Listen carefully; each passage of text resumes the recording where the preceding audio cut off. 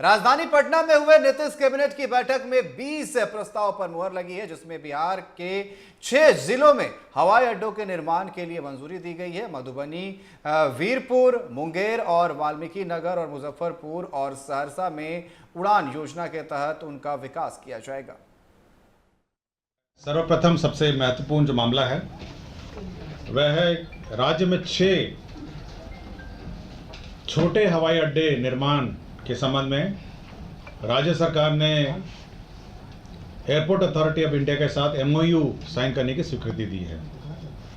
ये छोटे एयरपोर्ट हैं Madhubani airport, Virpur airport, Munger airport, Valmiki Nagar airport, Muzaffarpur airport और सहरसा एयरपोर्ट। ये 6 के 6 एयरपोर्ट उड़ान योजना के अंतर्गत आच्छादित है और इसके अंतर्गत अब एयरपोर्ट अथॉरिटी के साथ राज्य सरकार MOU साइन करेगी। पटना के गर्दनीबाग धरना स्थल पर आज आम आदमी पार्टी की ओर से बिहार में बढ़ रहे अपराध और भ्रष्टाचार को लेकर धरना दिया गया, जिसमें आम आदमी पार्टी के राज्यसभा सांसद संजय सिंह भी पहुंचे। इस दौरान उन्होंने ऐलान किया कि बिहार में उनकी पार्टी चुनाव लड़ेगी। साथ ही अपने संबोधन में कहा कि भारतीय जनता पार्टी कभी भी किसी आम आदमी का कल्याण नहीं कर सकती। वहीं भारतीय जनता पार्टी स्वास्थ्य सेवाओं में सुधार, शिक्षा में सुधार नहीं कर सकती है।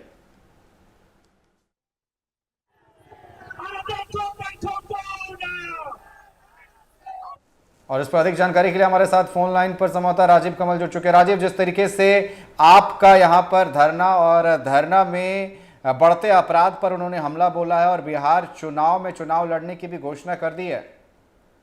देखिए, राज्यसभा सांसद हैं संजय सिंह, वो पटना पहुंचे थे। 1 दिवसीय धरना प्रदर्शन आम आदमी पार्टी की तरफ से किया जा रहा था और साथ साथ उनका कहना है कि बिहार में जो सरकार चल रही है, अपराध पर इनका कोई भी एक तरीके से कंट्रोल नहीं है, ये कंट्रोल नहीं कर पा रही नीतीश सरकार को लेकर बड़ा हमला बोला और कहा कि 243 सीटों पर हमारी पार्टी चुनाव लड़ेगी। अरविंद केजरीवाल ने हरी झंडी दे दी है।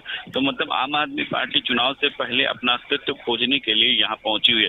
संजय सिंह आज बाकायदा 1 दिवसीय धरना गर्दनीबाग धरना स्थल पर दे रहे थे। विभिन्न मुद्दों को लेकर, बिहार में बढ़ते अपराध, लॉ एंड ऑर्डर, ये तमाम मुद्दों को लेकर वो प्रदर्शन कर रहे थे। तो उसी क्रम में उन्होंने कहा कि हम 243 सीटों पर चुनाव लड़ रहे हैं। लेकिन जब उनसे पूछा क्या कोई किसी के साथ कांग्रेस के साथ या महागठबंधन के साथ लड़ेंगे, तो उन्होंने कुछ भी जवाब नहीं दिया, लेकिन कहा कि हाँ, हम सभी सीटों पर चुनाव लड़ेंगे। और एक तरीके से नए विधानसभा चुनाव को लेकर जो पार्टियों की रुझान है वो हम पार्टी की तरफ से भी एक तरीके से आम आदमी पार्टी की तरफ से दिखाई दे रही है। और आम आदमी के संजय सिंह ने एक दिवसीय धरना दिया। बिहार के नीतीश कुमार को कहा कि अब लॉ एंड ऑर्डर स्थिति बहुत बदतर है, बिहार में बेरोजगारी है और बिहार के लोग जो दिल्ली में रह रहे हैं वहाँ बीजेपी की सरकार उनके साथ अवैध व्यवहार कर रही है। मकान तोड़े जा रहे हैं। पहले वादे बहुत किए जाते हैं लेकिन अब वादे पूरी तरीके से खत्म किए जा रहे हैं और जो भी बिहार के लोग वहाँ रह रहे हैं, बीजेपी सरकार उनको वहां से हटाने की कोशिश कर रही है। जी राजीव, आपका बहुत बहुत धन्यवाद हमारे साथ जुड़ने के लिए और तमाम जानकारी देने के लिए।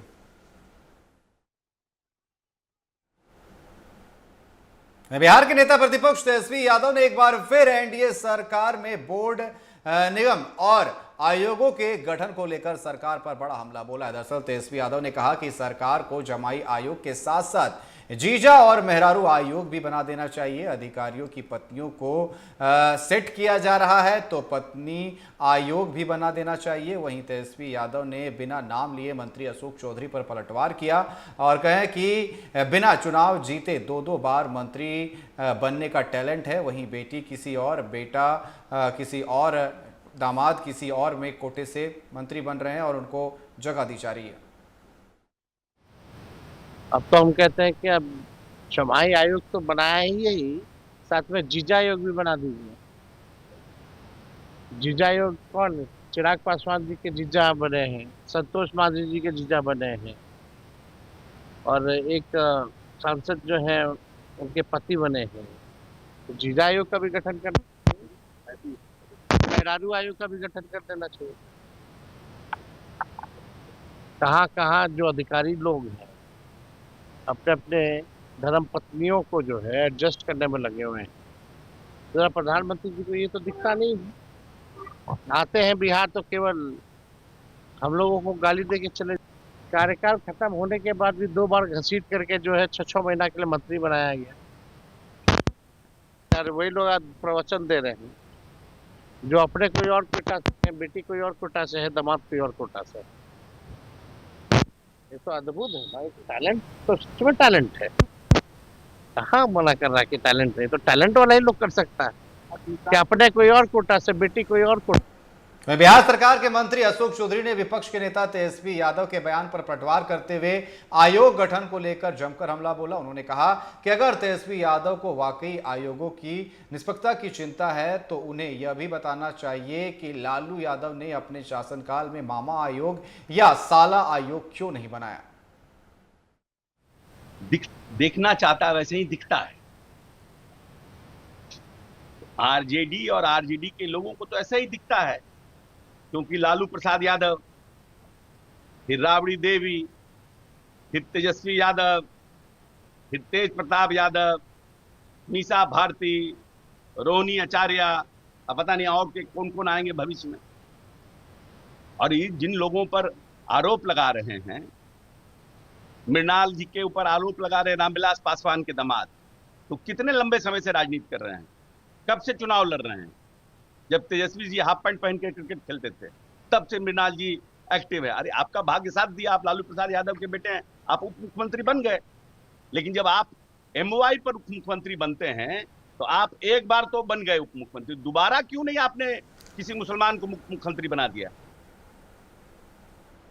वहीं बिहार में अनुसूचित जाति आयोग के गठन के बाद सियासी पारा चढ़ा हुआ है। नेता प्रतिपक्ष तेजस्वी यादव ने बिहार सरकार को जमाई आयोग गठित करने के साथ ही मेहरारू और बहनोई आयोग का गठन करने की बात कहते हुए तंज कसा है, जिस पर बिहार सरकार के मंत्री विजय चौधरी ने पलटवार करते हुए कहा कि ऐसे लोग आयोग के गठन पर सवाल खड़े कर रहे हैं जो खुद परिवारवाद की राजनीति करते हैं। सबसे पहले आप लोग ये ना बताइए बिहार के लोगों को, जो विश्व बैंक का जो ताजा रिपोर्ट आया है उसमें पूरी दुनिया में सबसे तेज गति से गरीबी रेखा से ऊपर लोग भारत के उठे हैं। और अपने देश में जो कुछ प्रदेश में सबसे तेजी से गरीबी रेखा से ऊपर लोग उठे हैं उसमें से अपना बिहार है। और ये बिहार सरकार की जो कल्याणकारी योजनाएं चल रही है गरीबों के हित में, ये उसके पक्ष का प्रमाण है। तो ये बिहार वासियों को बताने की चीज है कि भाई ये पूरे देश और दुनिया में जो आंकड़े एकत्रित किए गए हैं उसमें बिहार सरकार की उपलब्धि सराहनीय है। तो दामाद आयोग पर बिहार में सियासत तेज नजर आ रही है। दरअसल एक बार फिर तेजस्वी यादव ने पोस्ट किया और सरकार पर लगातार हमलावर नजर आ रहे हैं तेजस्वी यादव। इस बार वीडियो पोस्ट करके उन्होंने हमला साधा है। दरअसल आपको बता दें, सोशल मीडिया पर एक पोस्ट किया है, एक गाने के जरिए निशाना साधा गया है। छपरा सीवान मुकम्मद के बनवार गांव के पास मंगलवार को केंद्रीय मंत्री ललन सिंह का भव्य स्वागत किया गया। पूर्व विधायक रणधीर सिंह ने उन्हें माला पहनाकर और तलवार भेंट कर सम्मानित किया। वहीं स्वागत में कार्यकर्ताओं ने जेसीबी से पुष्पवर्षा की और ललन सिंह जिंदाबाद व मोदी है तो मुमकिन है के नारों से माहौल गूंज उठा। यह दौरा प्रधानमंत्री नरेंद्र मोदी के 20 जून को सीवान आगमन की तैयारियों को लेकर था। जनसभा में मंत्री ने केंद्र सरकार की योजनाएं गिनाई और मोदी के नेतृत्व में विकास की बात कही।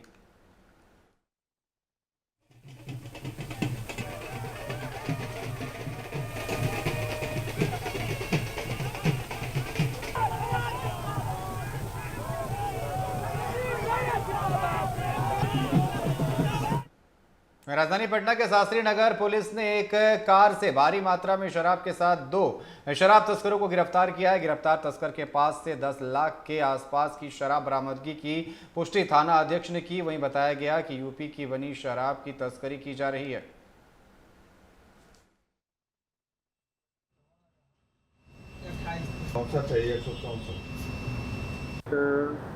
सोलह जून 2025 की रात्रि 11:30 बजे एक सूचना प्राप्त हुई कि पुनाईचक सब्जी मंडी के आगे क्रेटा गाड़ी से शराब की उतारी जा रही है। सूचना के सत्यापन एवं आवश्यक कार्रवाई हेतु पुलिस बल के साथ पुनाईचक पहुंचा। ये क्रेटा गाड़ी से 2 व्यक्ति भागने का प्रयास कर रहे थे, जिसे पुलिस के सहयोग से पकड़ा गया। भागने वाले में से दिनेश कुमार जो नवादा के रहने वाले हैं और पीयूष कुमार जो उत्तर प्रदेश देवरिया से बिलोंग करते हैं। वहीं से यूपी निर्मित शराब है जिसे यहाँ पे लाया जा रहा था। इन दोनों की गिरफ्तारी हुई है। क्रेटा गाड़ी भी जब्त। मडौरा के कर्णपुरा में एक बस दुर्घटना हो गया। वहीं इस दुर्घटना में एक महिला की मौत हो गई और आधा दर्जन लोग घायल हो गए। गंभीर रूप से घायल लोगों को छपरा सदर अस्पताल रेफर कर दिया गया। बता दें कि लोग घर के सामने गर्मी से राहत के लिए पेड़ की छांव में बैठे थे कि अचानक आई बस ने लोगों को कुचल दिया। वहीं विरोध में ग्रामीणों ने घंटों सड़क जाम कर दिया।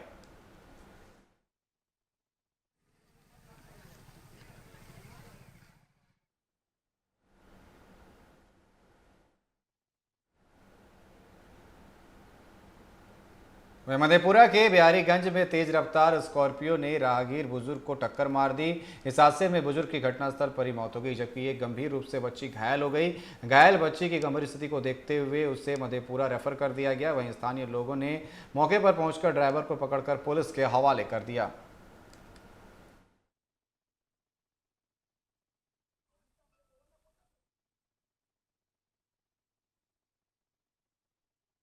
जैसे मेरा नया घर पर से पुराना घर पे अब बाहर है, तो राइट साइड में बात था बिल्कुल किनारे में, और लेफ्ट साइड से गाड़ी आया, बस कुचलते हुए पैर उड़ तोड़ते हुए एक बच्चा का भी सीरियस है। स्पॉट ही जेट कर गया बस पापा। फिर गाड़ी पकड़ाया कि नहीं? हाँ गाड़ी पकड़ाया, गाड़ी तो पेड़ में जाके टकराया, पैर उड़ सारे टूट के गाड़ी उसी में फंसा हुआ था। गाड़ी में कितना आदमी था? गाड़ी में 2 पीछे था, एक आगे ड्राइवर चलाने वाले थे। पकड़ाया है दोनों? हाँ ड्राइवर को पकड़ा गया वही, जो भी आदमी बैठा था तो पुलिस वाले आए तो फिर बोला इसका क्या गलती है, गलती तो ड्राइवर का है। जहानाबाद जिले के परसबिघा थाना क्षेत्र के पंडुई रामगढ़ गांव में चोरों ने एक बंद घर में चोरी कर ली। वहीं मिली जानकारी के अनुसार चोरों ने करीबन 10 लाख से 12 लाख रुपए की संपत्ति पर हाथ साफ किया। मामले को लेकर बताया जाता है कि जिस घर में चोरी हुई उसमें एक बुजुर्ग महिला रहती थी, जो इन दिनों अपने बेटे के घर गई थी, जिसका फायदा उठाकर चोरों ने घटना को अंजाम दिया। वहीं घटना की सूचना पुलिस को दी गई। मौके पर पहुंची पुलिस मामले की जाँच में जुट गई है।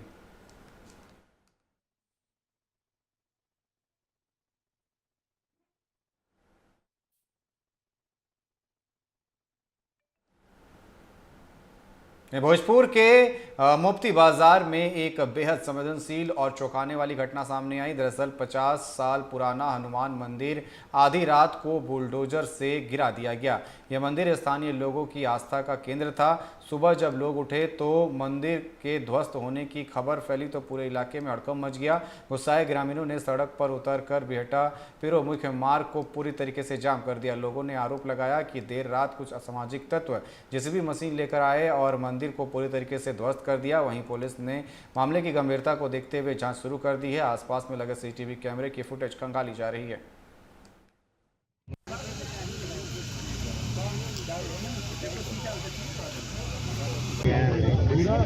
परिवार में दिक्कत है सर, यहाँ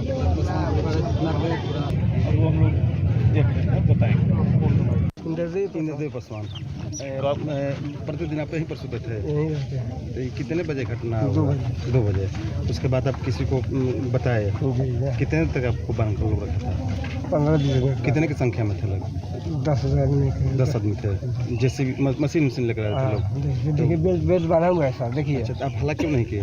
अब कैसे करें, छाती पर गोली भेजे, कैसे बोले? सिवान के सिसवन प्रखंड के बिखरी पंचायत में न्याय मित्र के रूप में सुप्रिया सिंह की नियुक्ति की गई है। वहीं प्रखंड पंचायत राज पदाधिकारी मोहम्मद शबाब और पंचायत की सरपंच ज्ञानती देवी ने उन्हें नियुक्ति पत्र सौंपा। और न्याय मित्र के रूप में सुप्रिया सिंह का मुख्य उद्देश्य पंचायत में न्यायिक मामलों में सहायता प्रदान करना और ग्रामीणों को न्यायिक प्रक्रिया के बारे में जागरूक करना होगा।